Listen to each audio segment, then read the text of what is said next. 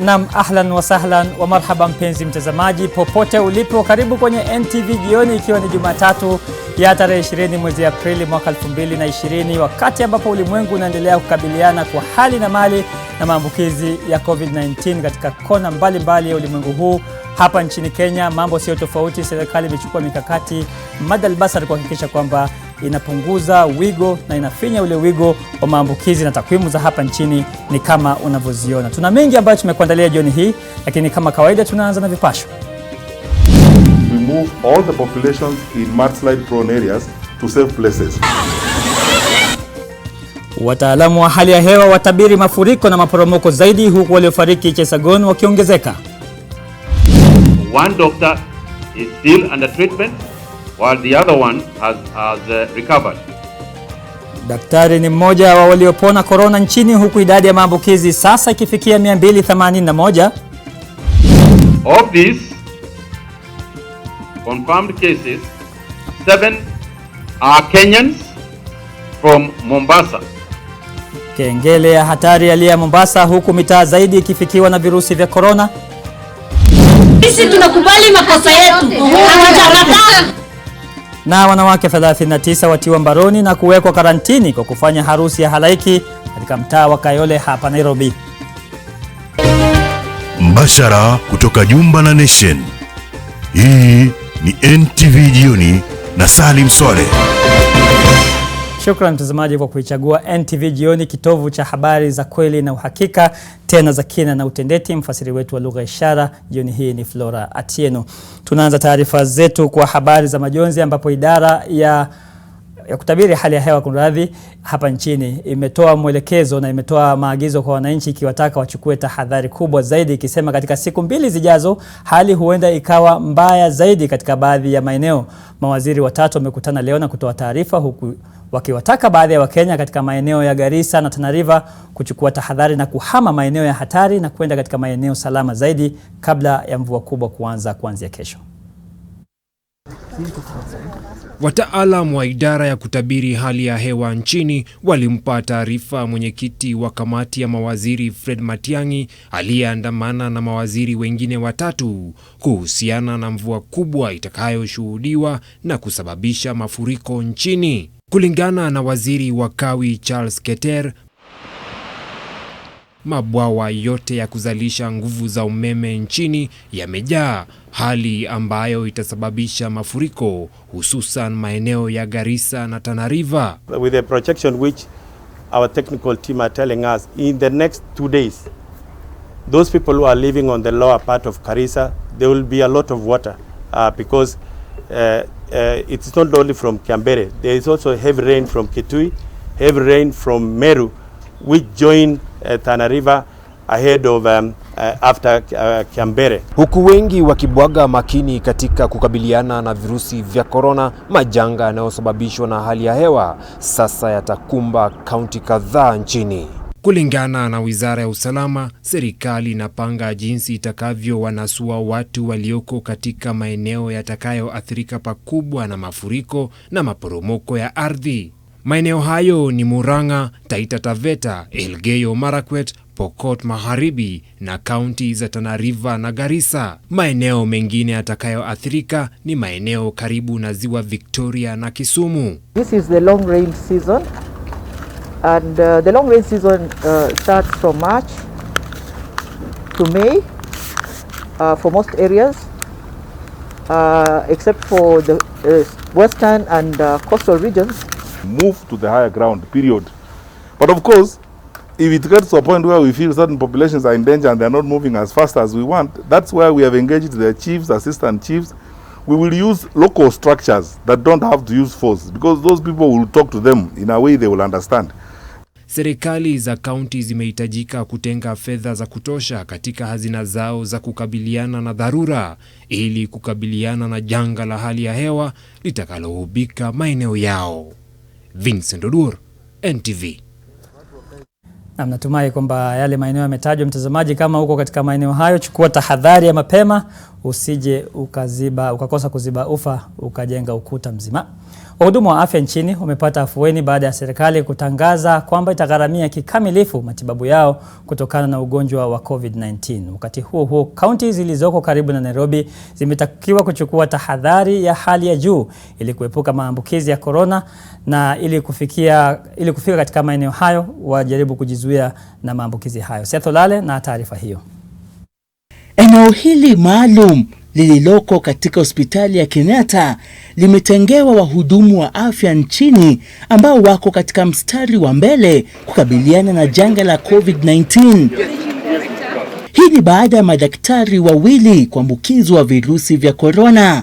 Aidha, serikali itasimamia gharama zote za matibabu za wahudumu wa afya nchini watakaoambukizwa COVID-19. One doctor is still under treatment while the other one has recovered. Aidha, Wizara ya Afya imetoa tahadhari kwa kaunti zinazopakana na Nairobi kama vile Kiambu, Murang'a, Machakos na Kajiado, na kutaka viongozi kuhakikisha maagizo ya serikali yanafuatwa kikamilifu ili kuzuia virusi kuenea katika maeneo yao. Already, a number of your residents have contacted the virus and we have isolated them for treatment. Kufikia sasa idadi ya maambukizi nchini imefika 281 baada ya kesi 11 zaidi kudhibitishwa. Aidha, idadi ya waliopona ni 69 baada ya watu wawili zaidi kupona chini ya saa 24, huku jumla ya waliopimwa dhidi ya virusi vya COVID-19 ikifika 13,872. Wakati huo kuna jumla ya maeneo 33 ya kutenga wanaoshukiwa kuwa na virusi vya corona. Katika maeneo hayo kuna watu 483 wanaosubiri hatima yao dhidi ya COVID-19, huku wengine 455 wakiwa wamezuiliwa baada ya kupatikana kukiuka mikakati iliyowekwa na serikali. Serikali inaamini kwamba ufanisi katika vita dhidi ya virusi vya corona unategemea maslahi ya maafisa wa afya. Ndiposa kufikia sasa serikali imeweza kutoa mafunzo maalum kwa maafisa 30,000 katika juhudi za kuzuia usambazaji wa virusi vya COVID-19. Swaleh, NTV, katika hospitali ya Kenyatta, Nairobi. Mtazamaji, ukimwona Waziri Mutahi Kagwe anakasirika, wakati mwingine anatoa maneno makali sana, ni kwa sababu ya baadhi ya tabia ya baadhi ya Wakenya, hasa wanapotakiwa kujaribu kusaidia nchi kukabiliana na maambukizi. Sasa wanawake 39 watawekwa karantini kwa muda wa siku 14 katika taasisi ya utabibu ya KMTC baada ya kukamatwa wakihudhuria harusi katika mtaa wa Nasra huko Komarok katika kaunti hii ya Nairobi. Watu wengine zaidi ya 30 wamekamatwa katika eneo la Kayole wakiwa katika maeneo tofauti ya kujivinjari.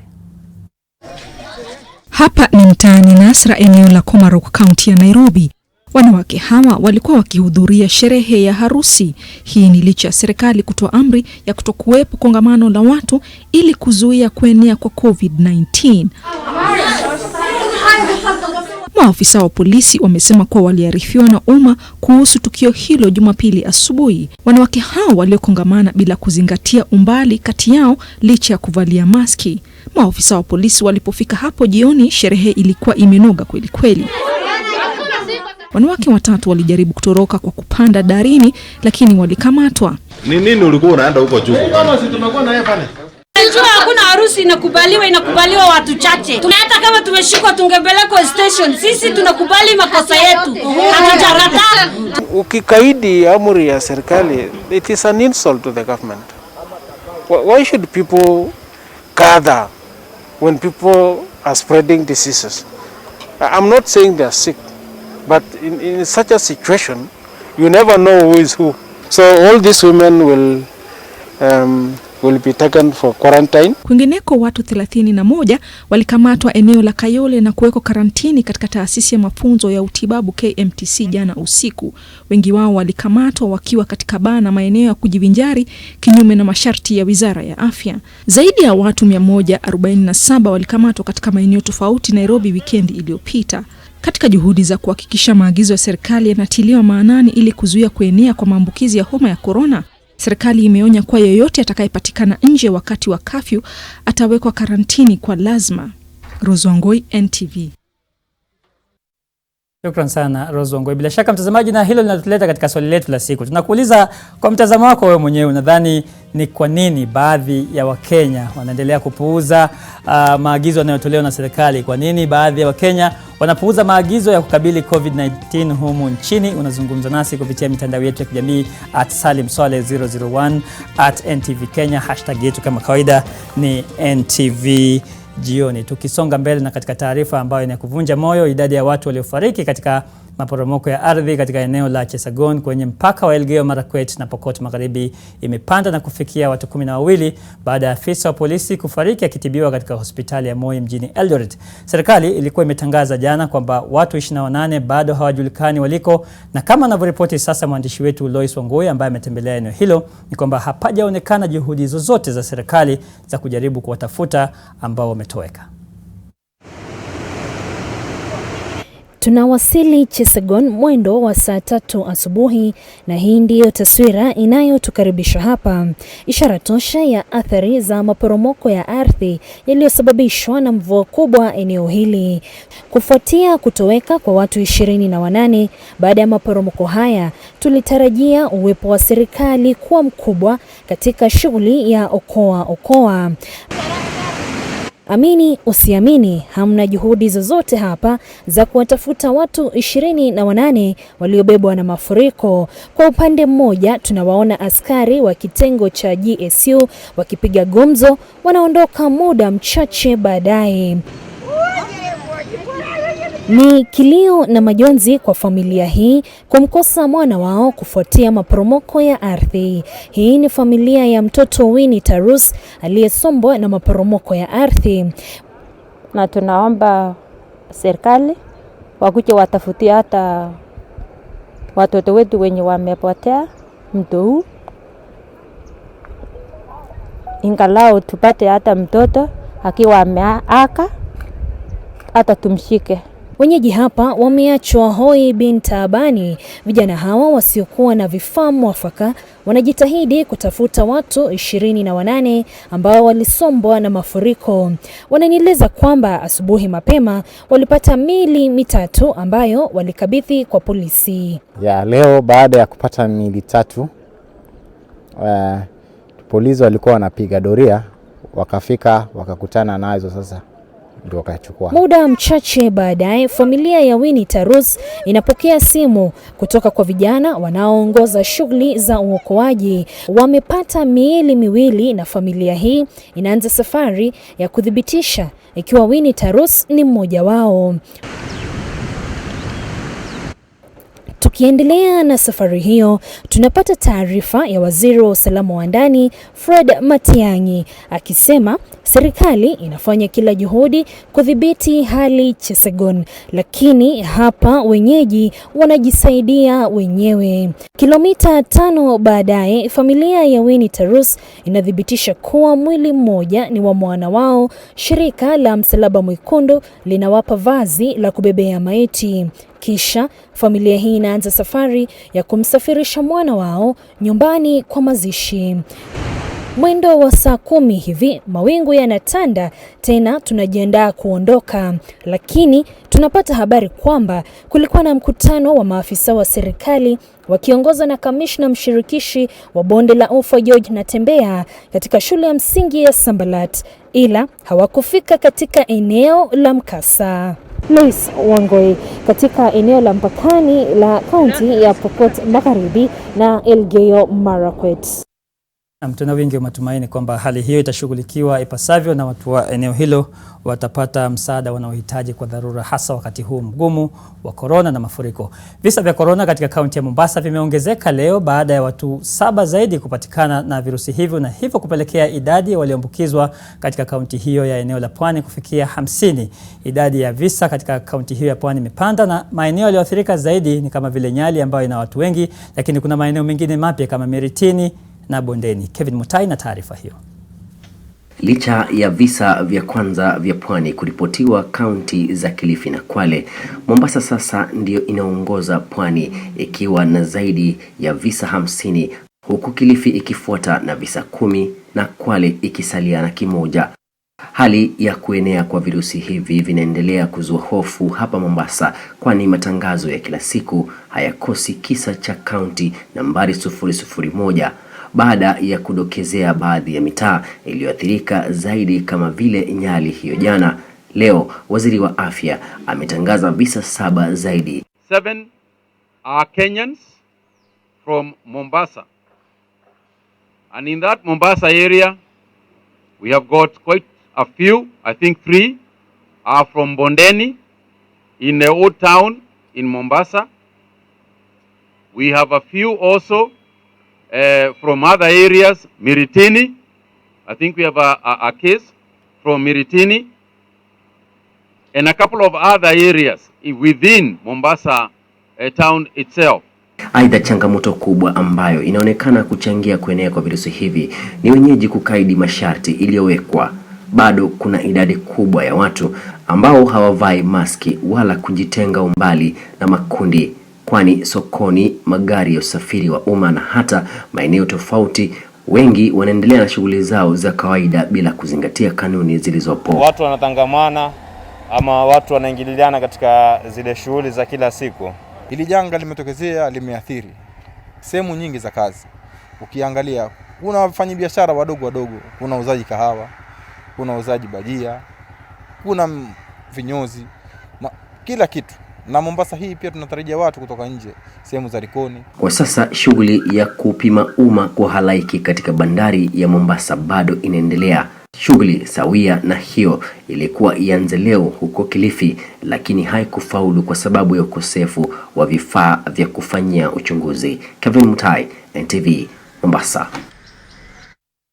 Tukitoka katika kaunti hiyo ya Mombasa tuelekee katika kaunti ya Homa Bay, ambao waziri wa afya wa kaunti hiyo Profesa Richard Muga amethibitisha kuwa dereva aliyepatikana na virusi vya COVID-19 hakuonyesha dalili zozote za virusi hivyo hadi alipopimwa. Dereva huyo alikuwa amewasafirisha waombolezaji kwenda mazishini na sasa anatibiwa na hali yake inasemekana kuimarika. Maafisa mbalimbali wa kaunti ya Homa Bay wanajaribu kutafuta watu waliotangamana na dereva Kevin Aura aliyepatikana na virusi vya corona. Dereva huyo ametengwa katika zahanati ya Malela.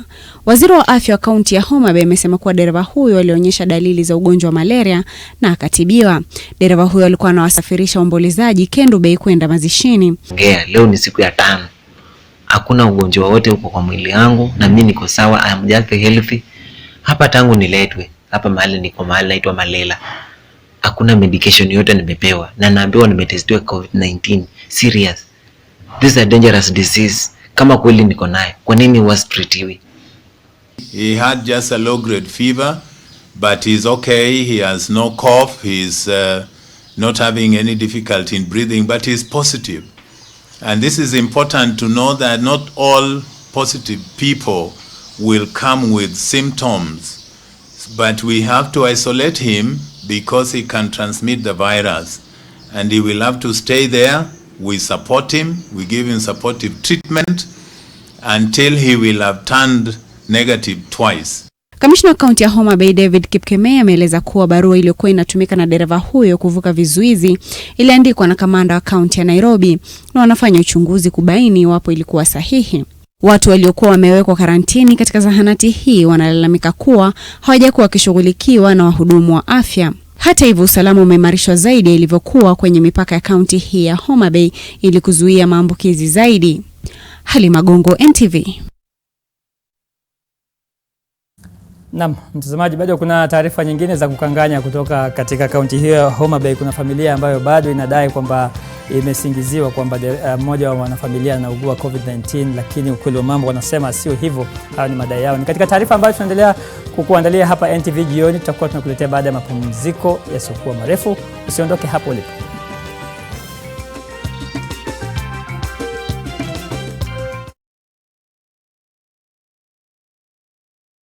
Niaje wa Kenya. Hii ni public service announcement kuhusu coronavirus. The Ministry of Health advises all returnees from abroad to self-quarantine for at least 14 days, whether they feel well or unwell.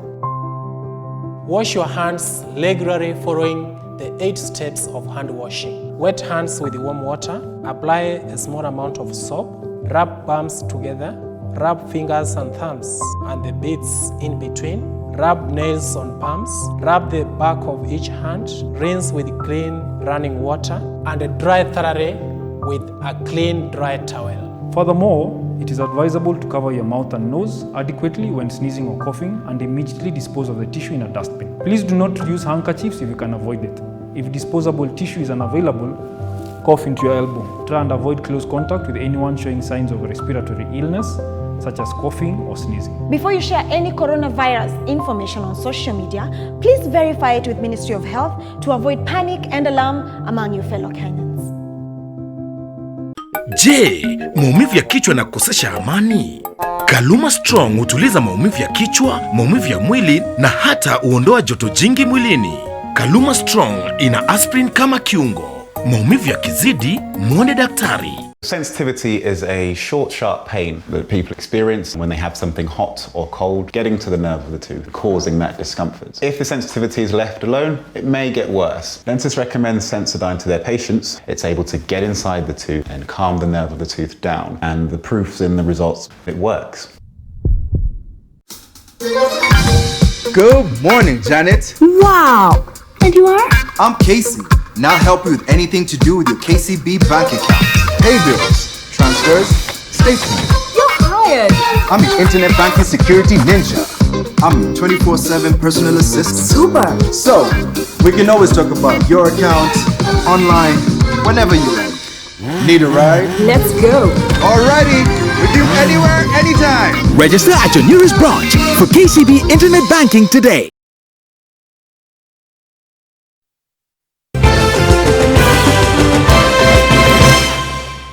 Karibu tena mtazamaji, NTV Jioni inaendelea kwa taarifa kwamba ndugu wawili katika mji wa Njambini katika kaunti ya Nyandarua wamefariki baada ya kuhusika katika ajali.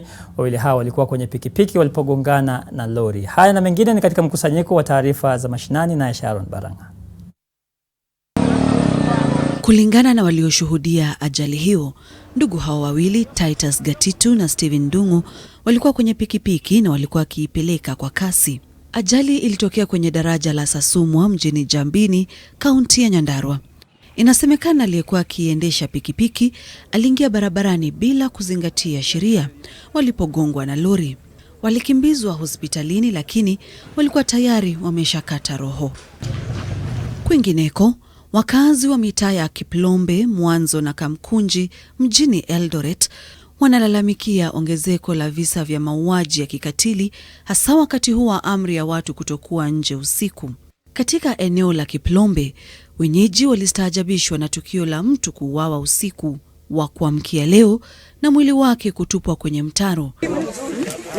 Mkazi wa kijiji cha Igara, eneo la Nambale, kaunti ya Busia, amepigwa na butwaa baada ya kupata nyoka na mburukenge wakiwa wamefungwa wakiandarua cha kuzuia mbu na kutupwa katikati ya shamba lake. Kulingana na Jacob Etiang, anasema alipokuwa akiandaa shamba lake kwa upanzi, aliona neti ya mbu ikiwa imetupwa na alipoikaribia aligundua kuwa ni nyoka na mburukenge waliokuwa wamefungwa na kutupwa shambani. Tukio lililowashangaza wenyeji. Wanyama hao wa familia ya kenge na nyoka waliuawa na wakaazi walipofika kwa wingi kushuhudia kisa hicho. Daraja la kuvukia kwa miguu linalounganisha makazi mawili duni mjini Kitale, kaunti ya Trans Nzoia, limeharibiwa na mafuriko kutokana na mvua kubwa inaonyesha sehemu hiyo. Watu kutoka vitongoji vya Tuwan na Mitume sasa wanahangaikia mahitaji ya kimsingi kufuatia uharibifu huo. Mwanakandarasi aliyelijenga daraja hilo amelaumiwa kwa kufanya kazi duni. Sharon Baranga, NTV. Kapu la biashara imeletwa kwako na KCB Internet Banking. Na tulibebe kapu la biashara sasa, ambapo wakurugenzi wa Nation Media Group wamependekeza kutoa bonasi ya hisa moja kwa kila hisa 10 anazomiliki mwanahisa iwapo watapata idhini na ridhaa kutoka CMA, NSE na wenye hisa. Hayo yanajiri baada ya kushuka kwa kiwango cha faida baada ya kutozwa ushuru cha mwaka 2019 kwa asilimia 23.4 hadi shilingi milioni 856. Mapato yalipungua kutoka asilimia 6.3 hadi shilingi bilioni 9.1.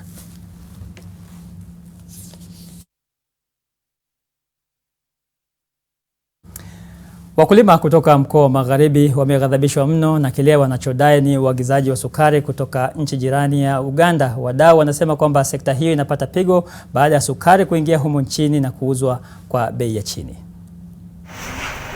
Katika video hii ya wiki jana, inadaiwa kuwa lori hili lilikuwa likisambaza sukari inayoaminika kutoka Uganda katika kaunti ya Bungoma. Kinachowakera wakazi ni kwamba kipindi cha uagizaji sukari kutoka nje kilianza rasmi Ijumaa iliyopita. Kumeripotiwa kwamba usambazaji wa sukari hiyo kutoka nchi jirani kulishuhudiwa katika maeneo ya Mukenya, Masbrago, New Adatia, Madhav, Kiminini, Misiku, Kitale na Charangani. If you bring in sugar from elsewhere, you should know that you are not going to be able to pay your own farmers. You are paying farmers elsewhere. Nzoia, Miwani, Mohoroni, etc. are already owing farmers arrears. We are struggling to build up funds to pay the farmers. More particularly, we are talking about the government institutions, which must be protected. The moment the sugar comes from outside, the prices go down. And once the prices go down, then it has a very negative impact on the farmers. Aidha, wakulima kutoka mkoa wa Magharibi wanasema kwamba hiyo sio mara ya kwanza kwa kisa hicho kufanyika, na sasa wanataka serikali kuwajibika. Before the sugar importation imefanyika, they consult the millers, wajue deficit ni gani, so that the millers can advise and import kulingana na vile shortfall iko. The cabinet secretary in charge of Minister of Agriculture, Mheshimiwa Munya, to come out and explain to us why this has happened, because we need to understand as opinion leaders, we need to understand as leaders from this region. Haya yanajiri takriban miezi minne baada ya ripoti maalum ya jopo kazi la sukari kuzinduliwa na Rais Uhuru Kenyatta. Seth Olale, NTV. Na hayo basi yakiwa ni ya wakulima wa miwa. Kuna na wale wakulima wa kahawa ambao wanatarajia kunufaika kutokana na mradi wa serikali wa takriban shilingi bilioni 1.5, mradi unaolenga kuinua sekta hiyo ambayo imekuwa ikikabiliwa na changamoto chungu nzima. Awamu ya kwanza ya mradi huo inatarajiwa kuanza katika kaunti 8 ambazo ni Kiambu, Machakos, Murang'a, Nyeri, Kirinyaga, Embu pamoja na Tharaka Nithi. This program is supported by the World Bank to the tune of 1.5 billion. Tumeanza hapo kwa sababu hizo counties zinachangia 70% ya ukulima wa coffee. 70% of the coffee in the country is grown in those 8 counties. Na huko ndiko changamoto siko mingi. Kitasama huko ndio coffee growing imeenda chini. Counties zile zingine zimeanza kulima coffee hivi majuzi, ukulima inaenda juu. Kwa hivyo huko ndiko changamoto zimejaa. Kapu la biashara imeletwa kwako na KCB Internet Banking. We can always talk about your account online whenever you like. Register at your nearest branch for KCB Internet Banking today. Naam, mtazamaji, tulikuwa tumekuuliza katika swali letu la siku kwamba unadhani ni kwa nini baadhi ya Wakenya wanapuuza maagizo ya serikali ya kukabiliana na COVID-19. Ukawa unazungumza na sisi kupitia mitandao yetu ya kijamii. Tukirudi kutoka mapumzikoni tutakuwa tunaangalia mawili matatu ya yale ambayo unazungumzia. Usiondoke hapo ulipo.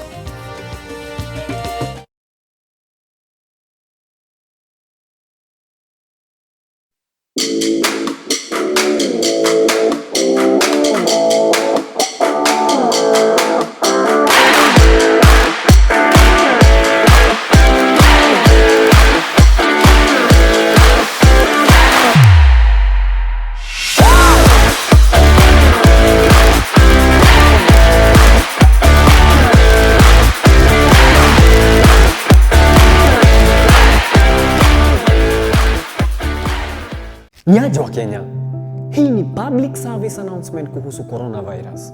The Ministry of Health advises all returnees from abroad to self-quarantine for at least 14 days, whether they feel well or unwell. Wash your hands regularly following the 8 steps of hand washing. Wet hands with warm water. Apply a small amount of soap. Rub palms together. Rub fingers and thumbs and the beads in between. Rub nails on palms. Rub the back of each hand. Rinse with clean running water and dry thoroughly with a clean dry towel. Furthermore, It is advisable to cover your mouth and nose adequately when sneezing or coughing and immediately dispose of the tissue in a dustbin. Please do not use handkerchiefs if you can avoid it. If disposable tissue is unavailable, cough into your elbow. Try and avoid close contact with anyone showing signs of respiratory illness, such as coughing or sneezing. Before you share any coronavirus information on social media, please verify it with Ministry of Health to avoid panic and alarm among your fellow Kenyans. Clarion hand sanitizers and face masks. Protect yourself against COVID-19. We have a series of products to keep you safe during this COVID-19 pandemic. Clarion hand sanitizers are alcohol-based and very effective to fight bacteria and viruses. We have the best quality surgical 3-ply face masks, triple layered for maximum protection. We are looking for distributors countrywide. Contact us on 0703 222 000. Disinfect and protect your home with Jick. Jick kills 99.9% of illness-causing germs. Disinfect floors, kitchen and bathroom surfaces and wash white clothes, towels and dishcloths with Jick bleach. Just Jick it. Avoid the crowds and use your card. Pay with your Absa debit card at any point of sale. Or better yet, shop online. Stay safe.